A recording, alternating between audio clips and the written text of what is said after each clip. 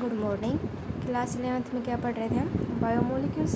तो बायोमोलिक्यूल्स में हमने क्या किसके बारे में पढ़ लिया था? न्यूक्लिक एसिड के बारे में पढ़ लिया था, कार्बोहाइड्रेट, अमीनो एसिड, प्रोटीन के बारे में पढ़ लिया था। अब नेक्स्ट क्या है? Metabolites.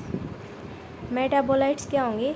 The molecule that take part in metabolic reaction are called metabolites.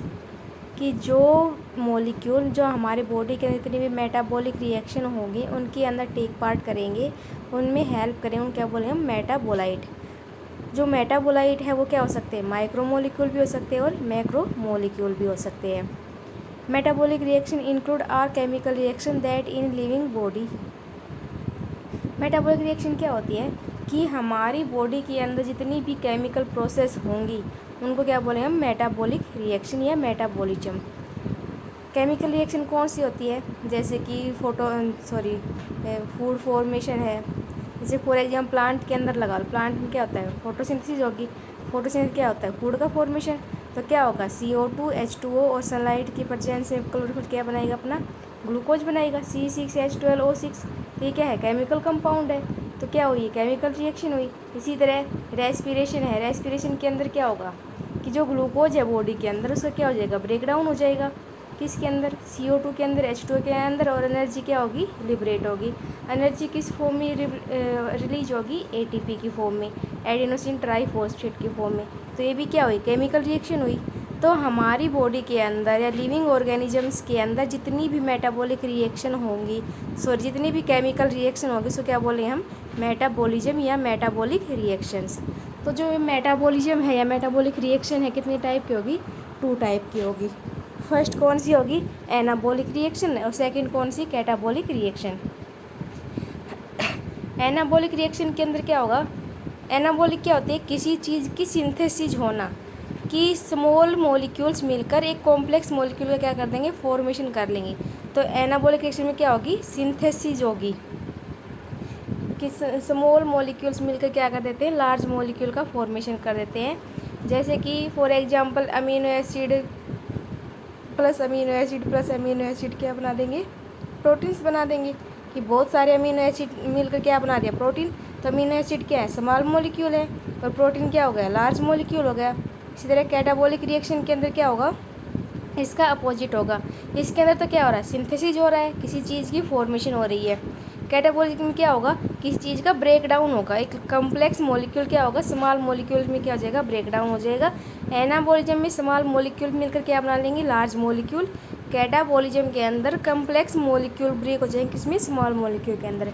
जैसे फॉर एग्जाम्पल AB है, क्या है? कॉम्प्लेक्स मॉलिक्यूल है, किसमें ब्रेक डाउन होगा? A+B में।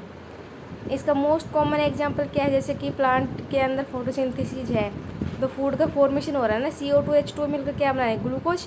ग्लूकोज क्या है? कॉम्प्लेक्स मॉलिक्यूल है, कार्बोहाइड्रेट है। तो ये कौन सी रिएक्शन होगी? एनाबॉलिज्म। रेस्पिरेशन के अंदर क्या होगा? ग्लूकोज का ब्रेक डाउन हो रहा है, कि कॉम्प्लेक्स मॉलिक्यूल किस में ब्रेक डाउन होगा? CO2 में, H2O में। तो कौन सी रिएक्शन हो गई? ये कैटाबॉलिक रिएक्शन हो गई। 2 टाइप की क्या हो गई? मेटाबॉलिज्म रिएक्शन हो गई, एक एनाबॉलिक रिएक्शन, दूसरी कैटाबॉलिक रिएक्शन।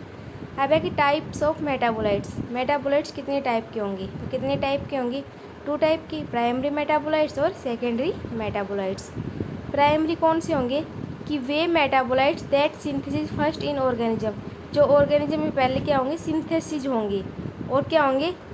कि वाइडली डिस्ट्रीब्यूट होंगे ऑल ऑर्गेनिज्म के अंदर, कि सभी ऑर्गेनिज्म में क्या होंगे? बहुत लार्ज अमाउंट में क्या होंगे? ये डिस्ट्रीब्यूटेड होंगे। किस में हेल्प करेंगी? ग्रोथ और डेवलपमेंट में हेल्प करेंगे, और रिप्रोडक्शन में क्या करेंगे?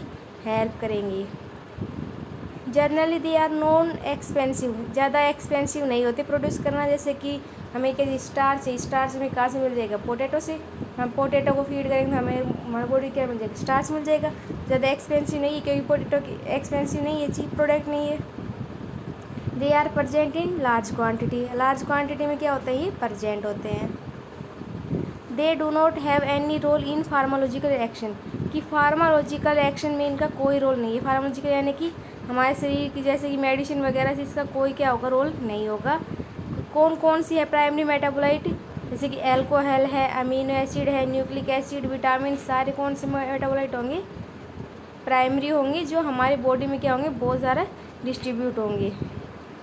जैसे कि एमिनो एसिड है, प्रोटीन फॉर्मेशन के लिए क्या चाहिए, अमीनो एसिड चाहिए। अमीनो एसिड क्या होगा, बहुत लार्ज अमाउंट में प्रेजेंट होगा। न्यूक्लिक एसिड हमारे सेल के न्यूक्लियस के अंदर डीएनए आरएनए की फॉर्म में क्या होगा, न्यूक्लिक एसिड होगा। विटामिन प्रेजेंट होंगे। तो सारे कौन से हो गए, प्राइमरी मेटाबोलाइट्स। नेक्स्ट क्या है, सेकेंडरी मेटाबोलाइट्स। सेकेंडरी मेटाबोलाइट्स क्या होंगे, they are synthesised by primary metabolites. Primary metabolites में क्या होगा, कुछ मॉडिफिकेशन होगा। मॉडिफिकेशन क्या होगा कि उनमें स्मॉलेस्ट मॉलिक्यूल क्या होंगे, आपस में एनाबॉलिक रिएक्शन कर लेंगे, जिससे क्या होगा, सेकेंडरी मेटाबोलाइट्स का फॉर्मेशन होगा। जैसे कि इनऑर्गेनिक कंपाउंड से पहले क्या है, इनऑर्गेनिक कंपाउंड नाइट्रोजन है, सल्फर है, फॉस्फोरस है, इनसे किनका फॉर्मेशन हुआ, प्राइमरी मेटाबोलाइट्स का। अमीनो एसिड है, शुगर, विटामिन, इनका फॉर्मेशन हो गया। इनसे किसका होगा, सेकेंडरी मेटाबोलाइट्स का। सेकेंडरी मेटाबोलाइट्स कौन कौन से होंगे, बीटा कैरोटीन, पॉलीफिनाइल, फ्लेविनोइड, सारे कौन से होंगे, सेकेंडरी मेटाबोलाइट्स। तो इनके से क्या बन गई, प्राइमरी मेटाबोलाइट्स आपस में एनाबॉलिक रिएक्शन करके, यानी कि आपस में जुड़कर क्या बना लिया, कॉम्प्लेक्स मॉलिक्यूल बना लिया। जैसे कि बीटा कैरोटीन है, पॉलीफिनाइल है, फ्लेविनाइड्स है, ये सारे क्या थे, सेकेंडरी मेटाबोलाइट्स। अब इनकी कुछ प्रॉपर्टी है कि इनका ग्रोथ और डेवलपमेंट में क्या कोई डायरेक्ट रोल नहीं होगा। ये बॉडी के अंदर डायरेक्टली भी क्या होंगे, प्रेजेंट डिस्ट्रीब्यूट नहीं होंगी, ओनली क्या होंगे, पर्टिकुलर टैक्सा के अंदर क्या होंगे, प्रेजेंट होंगे।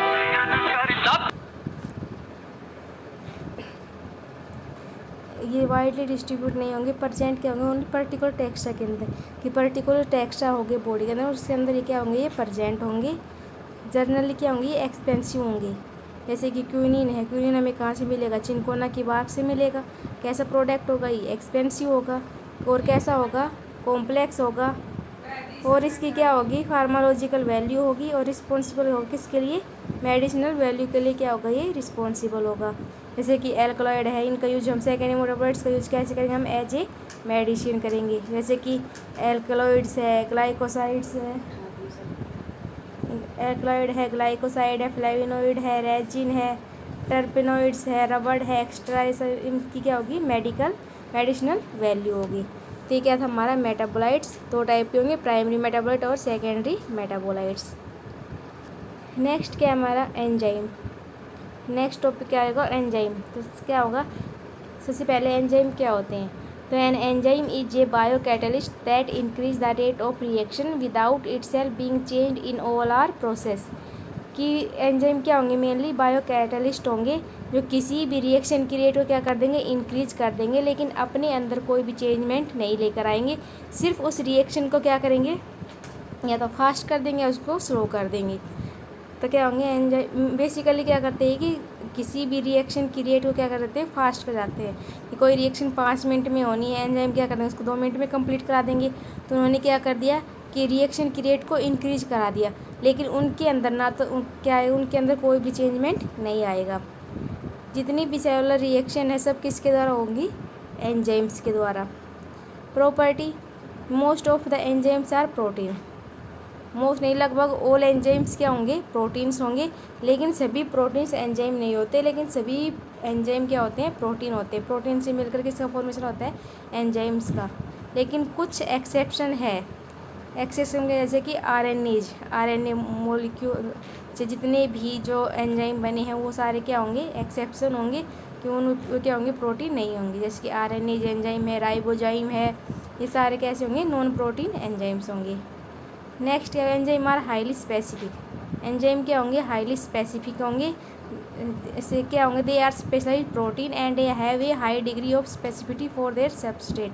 कि क्या होंगे, स्पेशलाइज्ड क्या होंगे, प्रोटीन्स होंगे।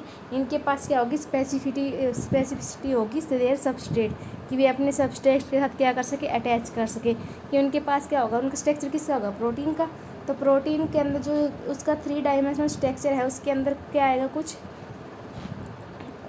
क्या होगा, एक ग्रुप प्रेजेंट होगी, इसको क्या बोलेंगे हम, एक्टिव साइट। और वो एक्टिव साइट क्या होगी कि उसके सबस्ट्रेट के लिए क्या होगी, स्पेसिफिक होगी, कि वही सबस्ट्रेट उसके अंदर क्या हो सकता है, फिक्स हो सकता है। इसलिए इसको क्या बोला गया है कि वे सबस्ट्रेट के लिए क्या होंगी, स्पेसिफिक होंगी।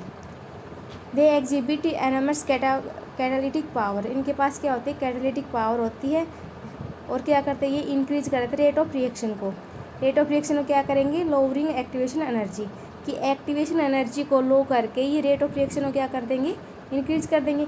एक्टिवेशन एनर्जी क्या होगी कि एंजाइम को जितनी भी लिस्ट अमाउंट में एनर्जी की रिक्वायरमेंट होगी किसी भी रिएक्शन को फास्ट करने के लिए, उसको क्या बोलेंगे, उसकी एक्टिवेशन एनर्जी।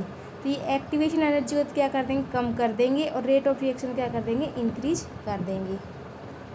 अब है कि जो कंपोनेंट के बेस पर एंजाइम की टाइप है, तो कंपोनेंट के बेस पर एंजाइम कितने टाइप के होंगे, 3 टाइप के। फर्स्ट कौन सा, सिंपल एंजाइम, कंजुगेटेड एंजाइम और राइबोजाइम्स। सिंपल एंजाइम क्या होंगे कि वे एंजाइम जो सिर्फ क्या होंगे, सिंपल प्रोटीन से बने होंगे, ओनली वे एक प्रोटीन से मिलकर बने होंगे, क्या बोलेंगे हम, सिंपल एंजाइम्स। फॉर एग्जांपल ऐसे कि ट्रिप्सिन है, लाइसोजाइम है, यूरेज है, ये सिर्फ किससे मिलकर बने हैं, प्रोटीन से। सेकंड कौन सा हो गया, कंजुगेटेड एंजाइम। कंजुगेटेड एंजाइम में क्या होगा कि ये प्रोटीन से भी मिलकर बने होंगे और इसके साथ क्या होगा, नॉन प्रोटीन पार्ट भी क्या होगा, प्रेजेंट होगा। दिस नॉन प्रोटीन पार्ट को हम क्या बोलेंगे, कोफैक्टर बोलेंगे, और प्रोटीन पार्ट को क्या बोलेंगे हम, एपो एंजाइम। यानी कि इसके पास क्या होगा, प्रोटीनियस पार्ट भी होगा और प्रोटीन पार्ट के साथ क्या अटैच होगा, नॉन प्रोटीनियस पार्ट।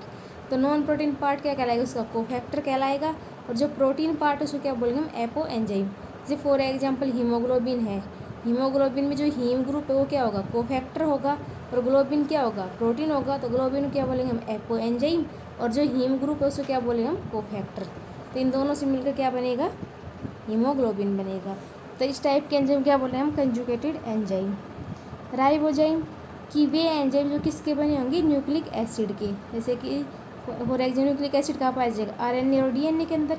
तो राइबोजाइम किस में पाए जाएंगे, आरएनए में, जैसे कि राइबोन्यूक्लेज है, राइबोजाइम्स है, सारे क्या होंगे, ये किससे बने होंगे, आरएनए के। Thank you.